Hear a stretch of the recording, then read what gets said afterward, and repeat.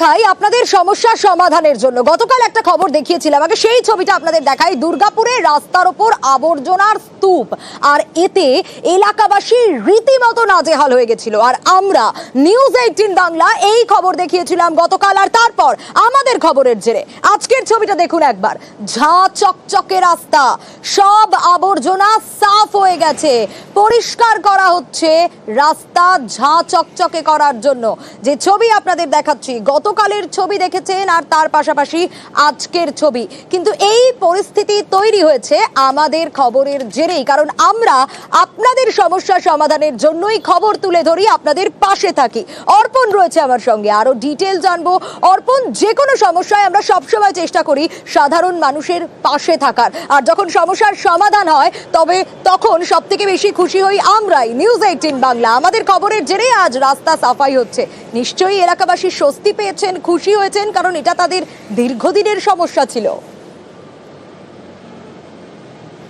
দেখো, একেবারে ঝাঁ চকচকে শহর দুর্গাপুরের সিটি সেন্টার, পুরসভা ঢোকার মুখেই একেবারেই নোংরা আবর্জনার স্তূপ, সেখান থেকেই দুর্গন্ধ ছড়াতো প্রতিনিয়ত। এবং একেবারেই স্থানীয় মানুষ যারা রয়েছে, পথ চলতি মানুষ, প্রত্যেকেই মুখে কাপড় বেঁধে তাদেরকে পারাপার করতে হতো এই রাস্তার উপর দিয়ে, একেবারে দুর্গন্ধ। অবশেষে কিন্তু নিউজ 18 বাংলায় খবর সম্প্রচারিত হওয়ার পরেই কিন্তু নড়ে চড়ে বসে পুরসভার তরফ থেকে কিন্তু আজ একেবারেই এই আবর্জনার স্তূপ সাফাই করা হয় এবং স্বস্তিতে কিন্তু শহরের মানুষ। কারণ নিউজ 18 বাংলা জেরেই কিন্তু আজকে পুরসভা নড়ে চড়ে বসে এবং দ্রুত সাফাই অভিযানে নেমে পড়ে পুরসভা। বেশ,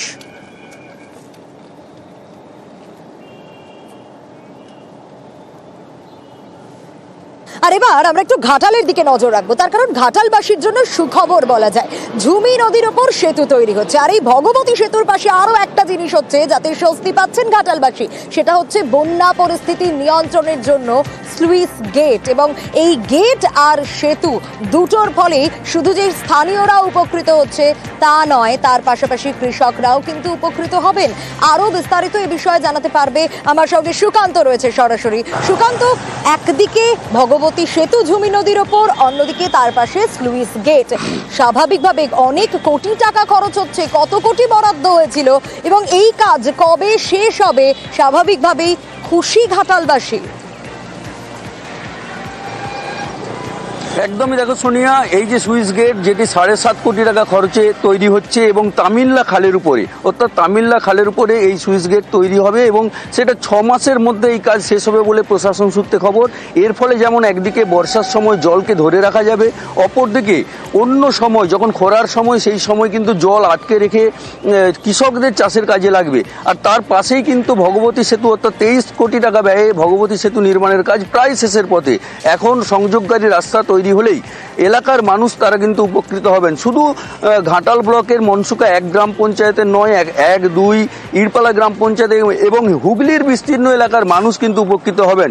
ওই এলাকার মানুষের দীর্ঘদিনের দাবি ছিল, সেই দাবিকে কিন্তু প্রাধান্য দিয়েই প্রথম দিকে পঞ্চায়েত দপ্তর তারা কিন্তু যেমন ভগবতী সেতু নির্মাণ করছে, অপরদিকে জলসম্পদ উন্নয়ন দপ্তরের উদ্যোগে কিন্তু এই 7.5 কোটি টাকা ব্যয়ে তামিল্লা সুইচ গেট তৈরি হচ্ছে। এক কথায় এলাকার মানুষ আর স্বাভাবিকভাবেই সেতু আর স্লুইস গেট তৈরি নিয়ে এলাকাবাসী খুশি। আমরা খুবই খুশি। আমাদের হুগলির কিছুটা অংশ এবং মেদিনীপুরের পশ্চিম মেদিনীপুরের কিছুটা অংশ 100 ভাগ উপকৃত হবেন। কৃষক, সাধারণ মানুষ, পথ চলতি মানুষ, সকলেই। এটা আমাদের অনেক দিনের আকাঙ্ক্ষা ছিল। দুটো, একটা তামিল্লা এবং ঝুমি নদীর উপরে দুটো ব্রিজ হচ্ছে, একটা কালভার্ট ব্রিজ এবং একটা পুরো 18 কোটি টাকা ব্যয় করে একটা বড় সেতু হচ্ছে। এই দুটো সেতু হুগলি এবং পশ্চিম মেদিনীপুর দুটো দিয়েই হুগলি এবং পশ্চিম মেদিনীপুরের যোগাযোগ ব্যবস্থা গড়ে উঠবে এবং এর ফলে প্রত্যেক দিন যে মানুষ যে বাঁশের মাচা দিয়ে এবং নৌকা দিয়ে হাজার হাজার মানুষ পারাপার করে, সেই যন্ত্রণা থেকে মুক্তি পাবে। প্রায় 7.5 কোটি টাকা ব্যয়ে এই ব্রিজটা তৈরি হচ্ছে। এটা একটা সুইলিস ব্রিজ আর কি। জলের নিয়ন্ত্রণ করা হবে, বর্ষার সময় জল আবার নদীতে চলে আসবে, জল যদি বেশি হয় সেটা নিয়ন্ত্রণ করা হবে। তো এটা শুরু হয়েছে ডিসেম্বর মাসে, 6 মাসের সময়সীমা এখানে দেওয়া হয়েছে। জুন জুলাই শেষ হয়ে যাওয়ার কথা। নিচে যে চাতাল, সেই চাতালের কাজটি হয়েছে। ঝুমির উপর ভগবতী সেতু হচ্ছে। আমাদের টোটাল কাজ হয়ে গেছে, অ্যাপ্রোচ রোডটা বাকি আছে, সেখানে প্রায় 23 কোটি টাকা ব্যয় আমাদের কাজ হচ্ছে। তো সারা ঘাটাল ব্লক ব্যাপী বিভিন্ন ধরনের উন্নয়নের কাজ চলছে।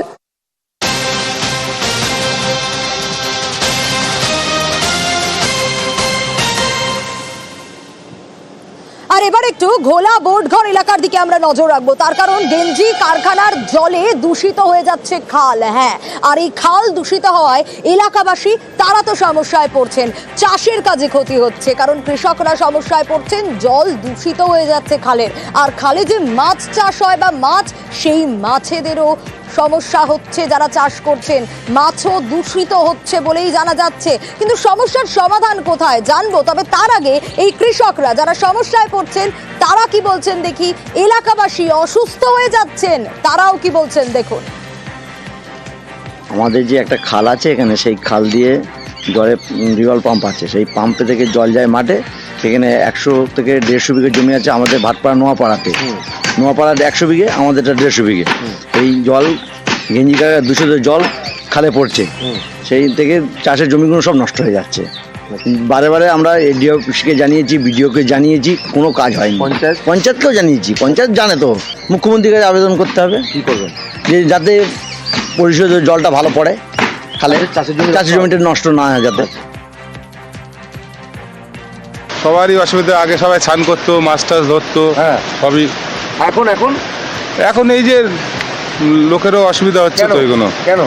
কেন কি করবো, এই যে কারখানার জল ফেলছে, বিষাক্ত জল। হ্যাঁ বিষাক্ত জল। আমাদের অসুবিধা এই যে রঙের একটা গন্ধ, এইটাই। আচ্ছা, কি হলে পচা ভালো গন্ধ। হয়? এটা ভালো হলে মানে পরিষ্কার থাকলে ভালো হয়।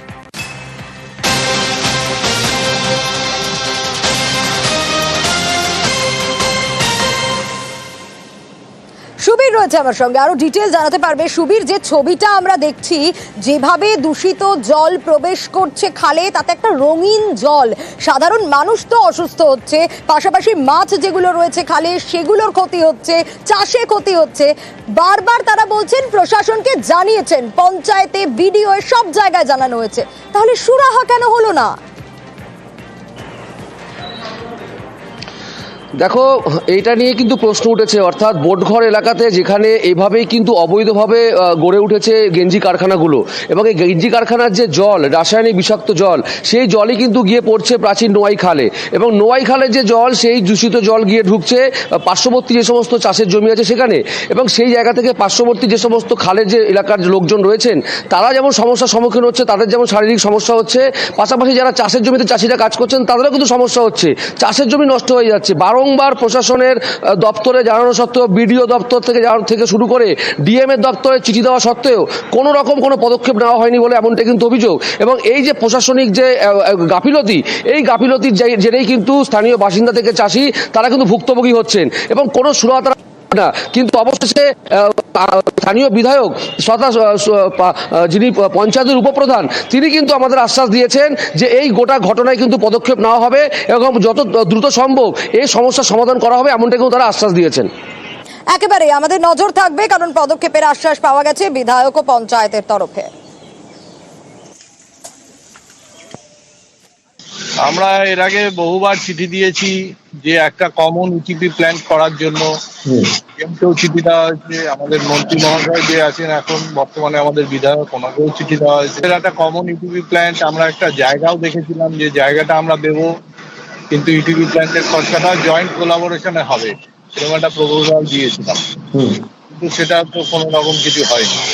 আচ্ছা, তারপর আমার প্রচুর ফ্যাক্টরি রয়েছে যেখানে গেঞ্জি কারখানা খালি আমাদের অ্যাসোসিয়েশনে অন্তর্ভুক্ত নয়, প্রচুর ইন্ডাস্ট্রি রয়েছে যেগুলো অ্যাসোসিয়েশনের বাইরেও রয়েছে। অবৈধ কিনা আমি বলতে পারবো না, আমাদের মেম্বার নয় যারা। বহু ফ্যাক্টরি আছে যেগুলো গজিয়ে উঠছে, কিভাবে গজিয়ে উঠেছে এবং কি উঠছে সেটা আমাদের কোনো ক্ষমতাই নেই জানার। আমাদের যে অ্যাসোসিয়েশন রয়েছে তার সীমিত ক্ষমতা। এবার আমরা গভর্নমেন্ট অফিসিয়ালদের কাছে আমরা যোগাযোগ রাখি এবং সমস্ত অফিসিয়ালদের সঙ্গে আমরা লিয়াজও মেনটেন করে চলি। পঞ্চায়েতগতভাবে আমরা দীর্ঘদিন গেঞ্জি কারখানার মানে অ্যাসোসিয়েশনকে, আমরা বোটঘর তালবান্দাই অ্যাসোসিয়েশনকে আমরা বলেছি যে এই গেঞ্জি কারখানার জলগুলো টিটিপি প্ল্যান্টের মাধ্যম দিয়ে আপনারা শুদ্ধ করে জলটিকে খালের মধ্যে ফেলুন, কিন্তু ওনাদের বলা সত্ত্বেও ওনারা দীর্ঘদিন ধরে করছেন না। আর এই খালের জলেই আমাদের গ্রামীণ অঞ্চলে চাষবাস হয়, সেই চাষবাসগুলো ঠিকঠাক হচ্ছে না। আমাদের খর্দার বিধায়ক তথা রাজ্যের মন্ত্রী শোভনদেব চট্টোপাধ্যায়কেও আমরা জানিয়েছি ব্যাপারটা, উনিও জানেন, উনিও অ্যাসোসিয়েশনকে বলেছেন। আশা করি খুব তাড়াতাড়ি সুরাহা করবো, মানে পঞ্চায়েত তরফ থেকেও আমরা এই ব্যাপার নিয়ে প্রত্যেকবারই আমরা অ্যাসোসিয়েশনকে বলছি। সমস্ত যারা যারা গেঞ্জি কল আছে তাদেরকে বলবো তারা নিজেরা অ্যাফ্লুয়েন্ট পাম্প বসাক, যেমন আমাদের এখানে তোমার লেদার কমপ্লেক্সে হয়েছে। ওই জুতোর থেকে ধরে যে জলটা বেরোয় সেটা ওই অ্যাফ্লুয়েন্ট পাম্পের মাধ্যমে জলটা পরিষ্কার হয়ে খালে চলে যায়। এদেরও তাই করতে হবে, তা নাহলে অনেক ক্ষতি হয়ে যাচ্ছে মানুষের।